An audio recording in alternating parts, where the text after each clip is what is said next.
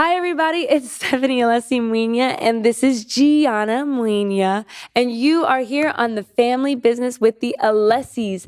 Next up, you're going to hear a story of the best day ever explained by my mom, Pastor Mary Alessi, and she's going to share with you the story of the day my baby girl was born. So enjoy this clip, enjoy the sermon, and we hope you enjoy the story.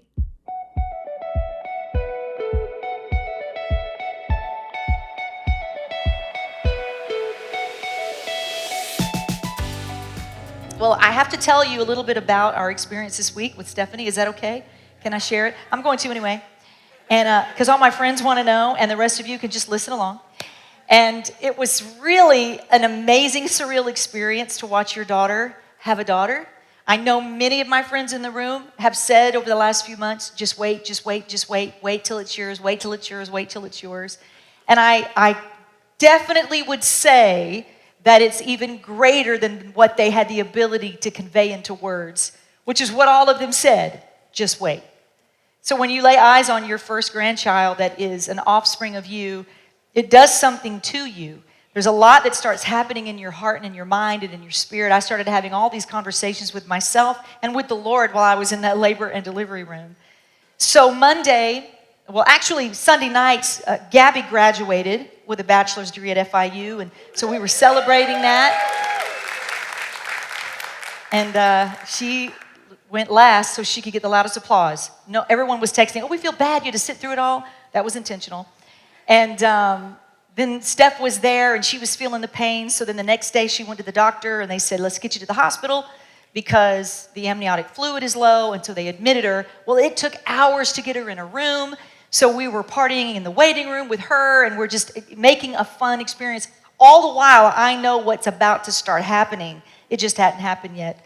So through the night, we waited, and our staff came, and Pastor Steve went and got the RV and parked it in the parking lot, which is the downside of COVID, because we all can't be where we'd like to be.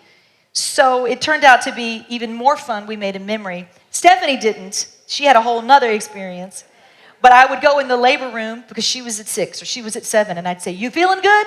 I'll be right back." And I'd run outside to the RV where the party was, and then I'd run back in to check on her. And so it was just an incredible night, and the adrenaline was flowing, and it was really exciting. Well, now it's time for her to have this baby.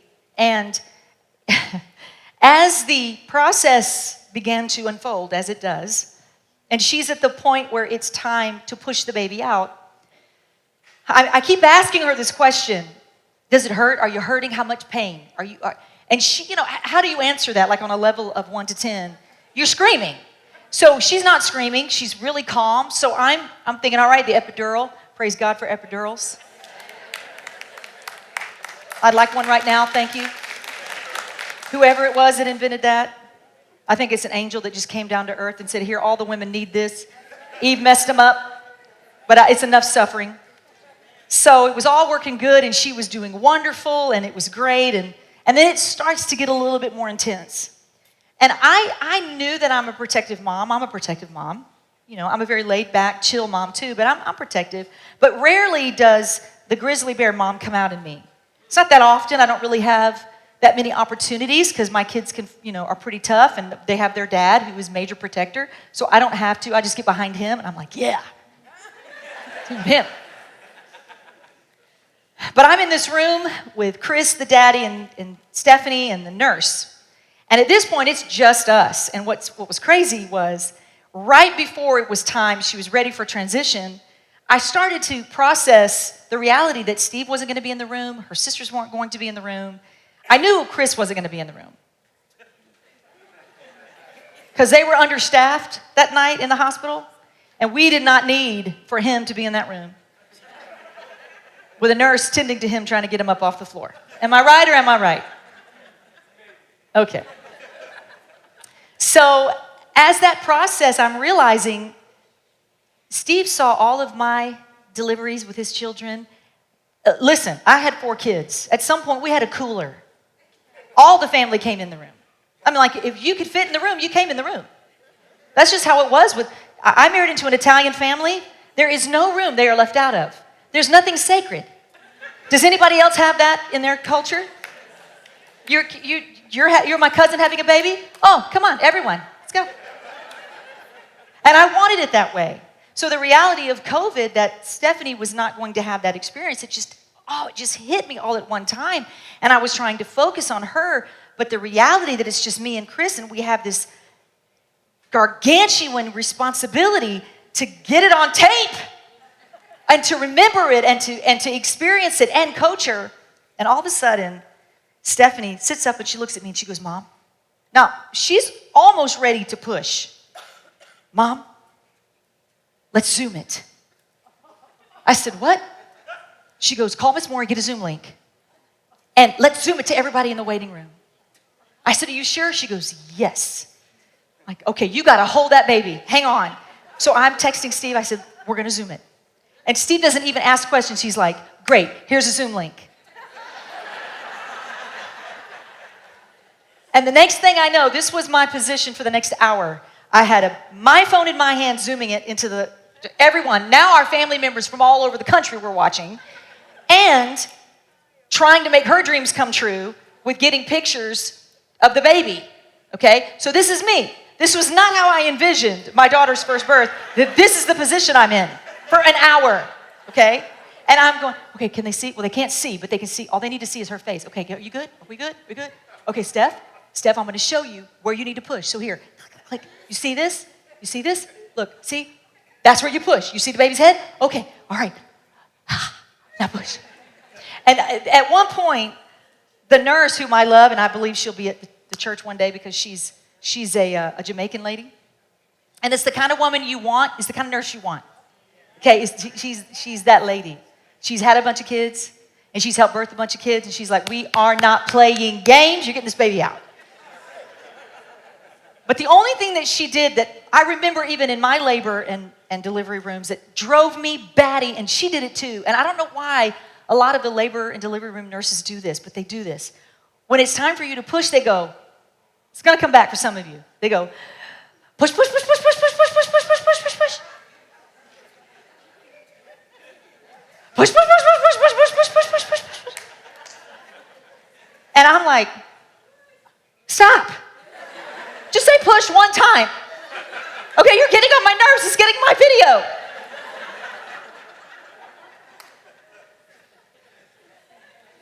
So then before that moment, she was out at her desk, and obviously with COVID, the rules have changed. I've not been in the hospital.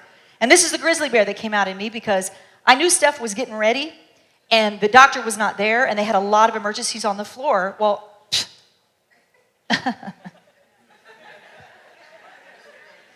so, you just go. I took my pastor hat right off. I took my Christian hat off. I was Mama Bear. And I'm like, listen, she's ready. So when I walked out into the nurse's station, I just walked out and I just stood there. Well, she didn't look up at me. And thank God we had masks on. Because if she could have seen my whole face. She doesn't even make eye contact. And she goes, please stop coming out into the hallway. Go back inside. Your daughter has a call button. Tell her to go in the room. You go in the room and tell your daughter to call you. Call me. And I went, okay. I walked back in. I said, give me your call button. Push, push, push, push, push, push, push, push, push, push.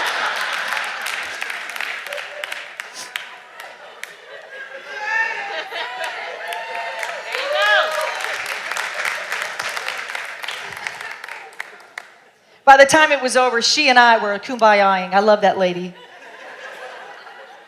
Because at one point, she looked at Stephanie, and when it was ready, I mean, the head was there. Guys, you know if you're in the room, it's so exciting, and you're trying to help her, and all of a sudden, she goes, you feel that? And Steph's like, yes. She goes, that's the ring of fire. And the doctor went, don't call it the ring of fire. And she goes, well, that's what it is. It's the ring of fire. And I yelled, it's the ring of fire, push. And within seconds, that baby was out in her arms, and all the pain went away in one moment. It was the most surreal moment of all time.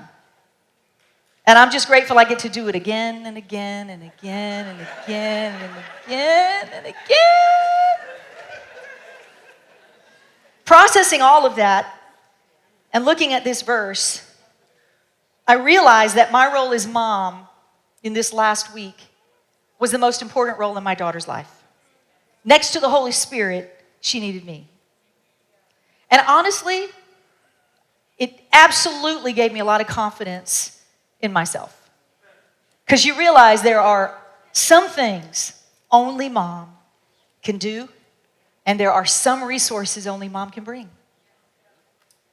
And so in this verse of fanning into flame the gift of God, which is in you through the laying on of hands, I realized that when Gianna started coming out of that womb, that the same transfer from me to my daughter will now be transferred from my daughter to our granddaughter. And it really took on just this powerful picture in my mind of the importance for us as moms to be confident, to know who we are, and to know whose we are. Everything we want for our children, but sometimes we lack in ourselves. And you cannot transfer what you do not have. But when you stand boldly in the confidence of who you are as a mom, knowing I'm the only mom you got, I'm the only mom you'll ever got, I'm the best mom for you. There's something that's so empowering about that as a mother, and it brings you peace. But listen, make no mistake, it brings a lot of peace and resourcefulness to your children. Because sometimes we think as moms, our kids don't want us there. We immediately go into this mindset of, I don't want to be a problem. I don't want to be a burden. I don't want to be in the way. Any misconceived notions we have about mothering, a nagging mom, a mom that is frustrating, or a mom that just puts too much pressure on you. In that moment, all Stephanie wanted and needed was me in that room to help her get through this process. Mom, it's the same for you. Your kids, whether they say it or not, need you. But here's what they need. They need you to be confident in who you are. They need you to be confident that you know you are a voice of influence. Sometimes it's not easy, especially in today's day and age. We just feel like we're in the way all the time because of all these new gadgets, all the stuff that they've invented that this generation thinks they've made it all easier. Can I tell you something? This whole theme is the old school mom. I figured out I'm an old school mom, okay? And so are you, whether you know it or not. Because when it comes right down to it, there's no gadget that we made in the 90s. There's no gadget we made in the year 2022 that's going to make any difference in labor and delivery. There is only one way out. Every generation, we think we have a new way. And I've watched parents, mothers especially, over and over and over and over and over and over again, think that it is now their time to sit at the feet of their children and be taught. Can I just help you? That is never a good posture. You will always be out ahead. You will always be teaching and instructing and loving and nudging and compelling and affirming. Here's the word that I've heard over and over and over again in the 25 years of ministry. I don't want to push them. What would Stephanie have done if she said, I don't want to push? It would have been an emergency situation. Can I say that when I hear that, my question is, what does that mean? What do you not want to push? If you listen to our podcast, you hear me and Pastor Steve talk about it all the time. If you've known me more than a year, you've heard me say this. You push them to go to school. You push them to eat broccoli. Some of you moms will sit there for 3 days until they eat that one piece because you're going to win. But then they wake up on Sunday morning and they don't feel like it, and you don't push them to go to church. You're choosing what you push. Well, I don't want to push Jesus. No. You do. Before Gianna was formed, she knew God. Because the Bible says he knew her. So guess what my role as a mother is? Your whole life in this earth, I'm leading you back to the one you know. I'm leading you back to the one you love. Oh, no. We can play football on Saturdays, but we're going to church on Sunday. I'm a grandma now. I can say some things with confidence and not feel bad about it later. Because I know I'm right. It's not being cocky. I've just watched it. How many times, Pastor Steve? You can ask our staff. We've watched the cycle over and over and over and over again. And every time we hear that, I don't want to push them. Guess what happens? You don't push them. And they don't come to church. And they don't get to watch you serve. They don't get to watch you love Jesus, because not everybody does it at their house. So when you're not at home living and walking and talking, which is a verse we're going to read right now as to why we need to do that, the church is the most important place for you, for your children, so that they learn the way, they know the way, because they're following in the way. So don't you ever feel bad when you have to drag your kids to church and one of them has a Batman shoe and one of them has a Spider-Man shoe, or they don't have shoes at all. You made it to church. That's all. As for me and my house, we're serving the Lord. That's what we're doing. Hey there, if you enjoyed this episode of the Family Business Podcast with the Alessis, then you'll want to know we've got more insight, more encouragement, more great conversations that we can have on Sundays, and even some surprises coming your way. So you want to make sure you subscribe to our channel and watch one of these next videos here next, because remember, family is everybody's business.